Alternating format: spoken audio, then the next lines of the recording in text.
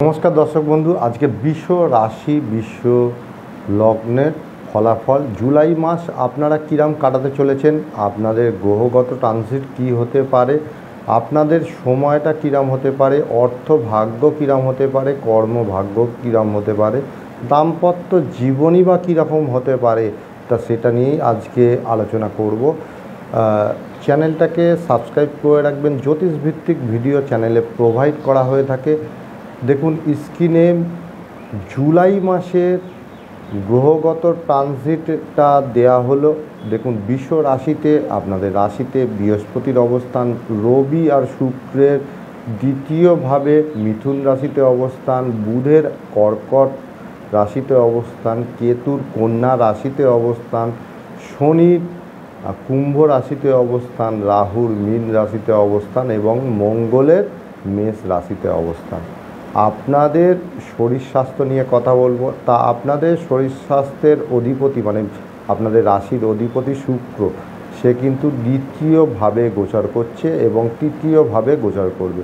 তা মাসের প্রথম দিকটা শরীর নিয়ে অস্থিরতা থাকলেও পরের দিকটা কিন্তু অনেক সুফলতা এনে দেবে। শরীর স্বাস্থ্যের উন্নতি হবে। যাদের শরীর যদি খারাপ হয়ে থাকে তার কিন্তু উন্নতি হয়ে থাকবে, কারণ বৃষ রাশির অধিপতি আর ষষ্ঠ ভাবের অধিপতি শুক্র দ্বিতীয়ভাবে যদি গোচর করে, তার দুই তো মারক বাদক, তার দুই থেকে অষ্টমে দৃষ্টি দেয়, তাহলে 6, 8, 1 কানেকশান হয়ে থাকে। শরীর নিয়ে ডিস্টার্বনেস হবে, কিন্তু পরের দিকে থার্ড হাউসে যখন যাবে তখন 3 থেকে 9 দৃষ্টি মারবে, তখন কিন্তু আপনাদের শরীর স্বাস্থ্যের উন্নতি এবং অনেক সুফলতা এনে দেবে এই শুক্রের জন্য। তা এবার আসি আপনাদের মঙ্গলের কথা। মঙ্গল আপনাদের সপ্তমের অধিপতি আর দ্বাদশের অধিপতি, দ্বাদশভাবে অবস্থান করবে। দাম্পত্য জীবনে অস্থিরতা থাকবে মাসের প্রথম দিকটা 1 থেকে 12 তারিখ। 12 তারিখ থেকে মঙ্গল রাশি পরিবর্তন করে আপনাদের রাশিতে অবস্থান করবে, তখন কিন্তু দাম্পত্য জীবনে ডিস্টার্বনেস বাধাবিঘ্ন অনেকাংশে কমে যাবে। এবার আসি বুধের কথা। আপনাদের অর্থের অধিপতি বুধ, বুধ তৃতীয়ভাবে গোচর করছে।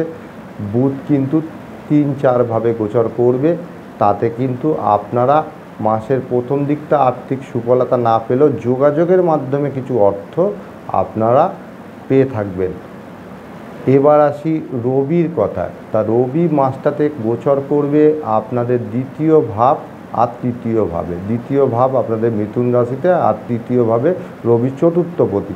তা আপনাদের অর্থের বিনিয়োগ দ্বারা আপনারা কোনো লাভ হয়তো ওঠাতে পারবেন, গৃহগত কিছু কাজ আপনারা করতে পারবেন এই রবির জন্য।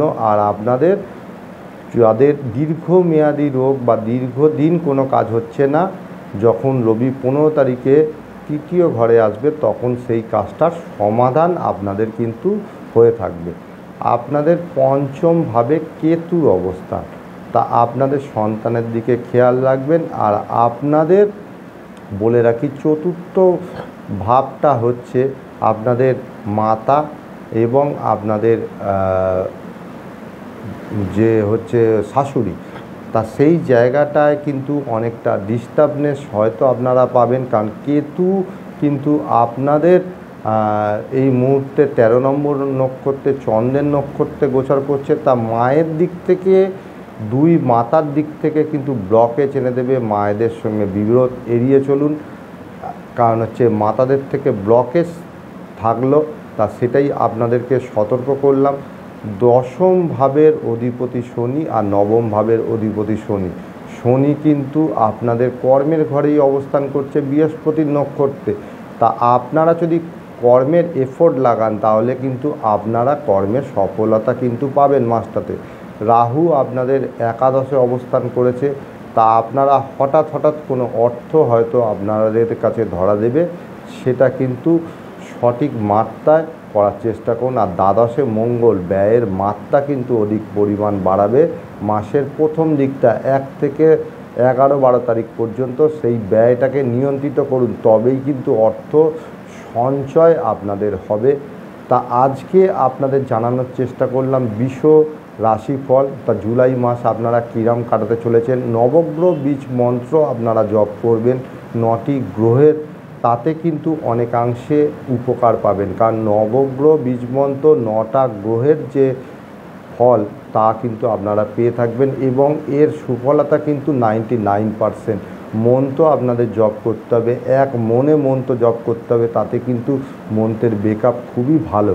তা এটাই প্রতিকার স্বরূপ হিসাবে আপনাদের কাছে উপস্থাপন করলাম এবং বিশ্বরাশির জাতকদের বলবো যে আপনারা সাদা বস্ত্র পরিধান করুন এবং সাদা জিনিস দান করুন, তাহলে দেখবেন যে আপনাদের কিন্তু অনেকাংশে লাভান্বিত হতে পারেন আপনারা।